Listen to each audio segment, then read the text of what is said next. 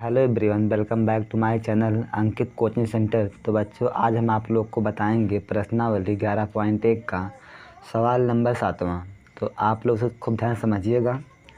बोला क्या है, त्रिज्या 12 सेमी वाले एक वृत्त की कोई जीवा केंद्र पर 120 अंश का कोण अंतरित करती है। संगत वृत्तखंड का क्षेत्रफल ज्ञात कीजिए। अगर केवल वृत्तखंड बोला है ना, तो वृत्तखंड का मतलब होता है लघु वृत्तखंड। अगर आपको निकालना होगा दीर्घ वृत्तखंड तो वो आपको दिया जाएगा, ठीक। तो यहाँ पे आपको निकालना क्या है, केवल निकालना है वृत्तखंड का क्षेत्रफल। चलिए निकाल देते हैं, ठीक है। तो यहाँ पे देखिए सवाल नंबर 7वां है ना। ये सवाल नंबर 7, सवाल नंबर 7 है। जो दिया है वो लिख लेते हैं। दिया है क्या दिया गया है कि त्रिज्या कितना है, 12 सेंटीमीटर है। तो यहाँ पे त्रिज्या आर का मान दिया गया है 12 सेंटीमीटर। और क्या दिया गया है, और यहाँ पे कोण कितना है, 120 अंश है, ठीक। तो यहाँ पे कोण थीटा का मान कितना है, 120 अंश है। चलिए हम लोग निकाल लेते हैं इसे। यहाँ पे देखिएगा आप लोग कैसे करेंगे 7वें को। तो यहाँ पे देखिए पाई का मान रखना है, ठीक। पाई का मान रखना है 3.14, ये भी दिया गया है। और √3 का मान प्रयोग करना है 1.73, ठीक। चलिए अब कर लेते हैं। तो आपको निकालना है वृत्तखंड का क्षेत्रफल। क्या निकालना है, अब बताइए वृत्तखंड होता गया है। जैसे यहाँ पे देखिए एक कोई वृत्त हो गया है ना, एक कोई वृत्त हुआ, यहाँ हमारा वृत्त का केंद्र हो गया। ए वृत्त की परिधि पर एक बिंदु यहाँ पर है, एक बिंदु यहाँ पर, इसे मिला दो। मान लो ये ए बी हो गया, ठीक। ए बी हो गया। तो यही चीज़ क्या होता है, ए जीवा बोलते हैं। इसे क्या बोलते हैं, वृत्त के परिधि पर दो बिंदुओं को मिलाने वाले रेखाखंड को जीवा बोलते हैं। तो जीवा और संगत चाप से घिरी आकृति को वृत्तखंड बोलते हैं। तो यही आकृति क्या है, यही आकृति है वृत्तखंड है, ठीक। ये आकृति क्या है, वृत्तखंड है।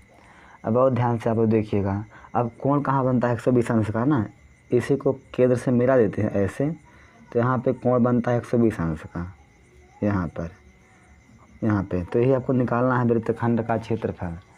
तो वृत्त आपको ये फिगर एग्जाम में नहीं बनाना है, तो खाली जानकारी के लिए बता दिए आप लोग के लिए, ताकि समझ जाओ कोण कैसे बनता है। तो यहाँ पे हम लोग लिखेंगे कि वृत्तखंड का क्षेत्रफल। तो वृत्तखंड का क्षेत्रफल होता है, तो सूत्र होता है θ/360 गुणे पाई r square minus 1/2 r square sine theta. ये सूत्र होता है।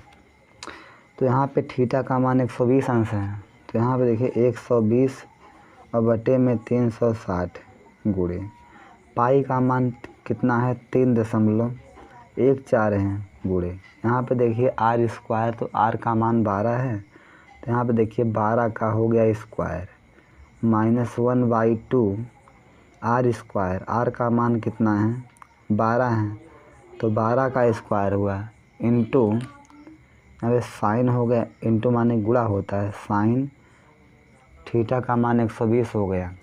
चलिए अब यहाँ पे देखिए 0 से 0 कट गया है ना, 12 एकम 12 और 12 तियाँ 36, यानी यहाँ पर आ गया, बात समझिएगा, यहाँ पर आ गया 1/3 आ गया। पहले 0 से 0 काट दिए हैं, फिर 12 एकम 12 और 12 तियाँ 36, 1/3 हुआ गुणे।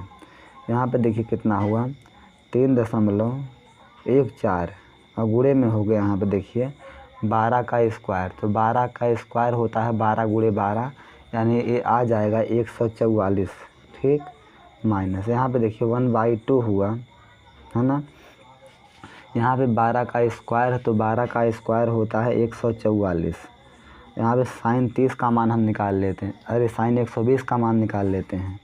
तो निकाल ले साइन 120 का मान कितना आएगा, तो यहाँ पे साइन 120 अंश हो गया। इसे हम लिख सकते हैं कि साइन 90 प्लस थीटा, है ना। आप 90 में 30 जोड़ो 120 आएगा। तो साइन 90 प्लस थीटा होता है कॉस थीटा, है ना। तो थीटा के स्थान पे कितना है, 30 अंश है। तो कॉस 30 का मान होता है √3/2 होता है। ठीक, तो यहाँ पे देख कॉस कि साइन 120 का मान कितना हो गया, √3/2 हो गया। तो यहाँ पे साइन 120 का मान हो गया √3/2 हो गया। अब यहाँ पे देखिएगा ना, तो हम 144 को 3 से काट देंगे। 3 एकम 3, अरे 3 चौक 12, 12 2 14 होता है। तो 2 4 हो गया 24 और 3 8 24। तो यहाँ पे आ गया 3.14 और गुणे में कितना हो गया 48 हो गया। हम 3 से काटे हैं 144 को माइनस, यहाँ पे देखिए पहले 2 से काटिए इसे 144 को। तो 2 एकम 2 और 2 सत्ते 14, 2 दूना 4 कट गया। फिर इस 2 से काटिए, तो यहाँ पे 2 एकम 2 और 2 3 6 और 2 6 12, 36 कट गया। तो यहाँ पे कितना आ गया 36 आ गया और अंडर रूट में कितना हो गया 3 हो गया। तो यहाँ पर आ गया 3.14 और गुणे में 48 माइनस 36 हुआ और √3 का मान होता है 1.73। तो अगर 1.73, चलिए यहाँ पे हम गुणा कर लेते हैं यहाँ पर। तो यहाँ पे 3.14 गुणे 48 कर लेंगे। तो 3.14 और गुणे में कितना हो गया 48 होगा। 8 चौक 32 के 2 हासिल 3 और 8 एकम 8 3 11, 11 के 1 हासिल 1, 3 8 24 हासिल 1 25 हुआ। 4 चौक 16, 16 के 6 हासिल कितना बचा 1 बचा और 4 एकम 4 हासिल 1 5 और 4 3 12, 12 हो गया।